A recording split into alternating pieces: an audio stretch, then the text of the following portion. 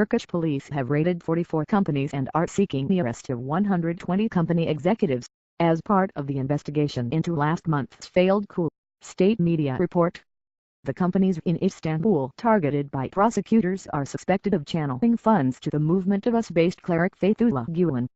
The cleric is accused of organizing the botched coup. His followers are alleged to have set up a parallel state. The coordinated raids, backed up by riot police, took place in the Üsküdar and Umreyli districts of eastern Istanbul, Anadolu news agency said. Some 240 people died resisting the coup on 15 and July 16, as the rebel parts of the military tried to seize control of Turkey, sending tanks into Ankara and Istanbul. Since then, Turks have witnessed a purge of the military and public services. An estimated 26,000 people have been detained and 82,000 dismissed or suspended.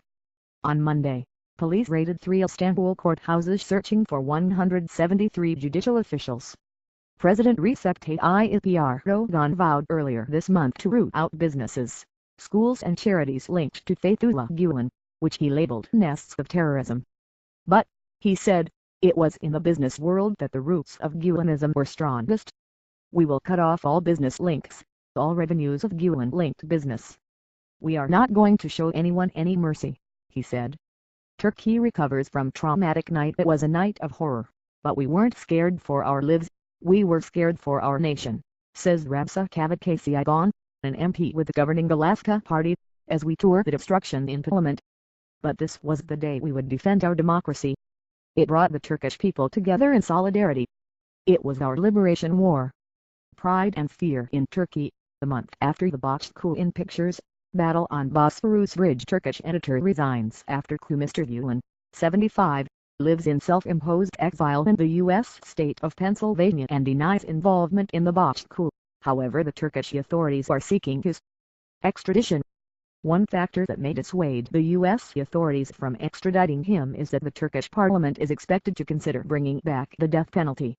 If they do, Mr. Erdogan has said he will not stand in the MP's way.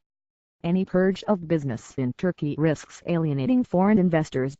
Ratings agency S&P downgraded its credit rating for Turkey last month, and Germany's trade association warned against new investment in the country. However, Turkish officials say they are optimistic that an improvement in relations with Russia will boost direct investment. Turkish authorities have already targeted high-profile businesses as part of the coup investigation. 3 executives at Boyadak Holding, one of Turkey's largest conglomerates, were detained as part of the crackdown. The group has firms in energy and finance as well as furniture,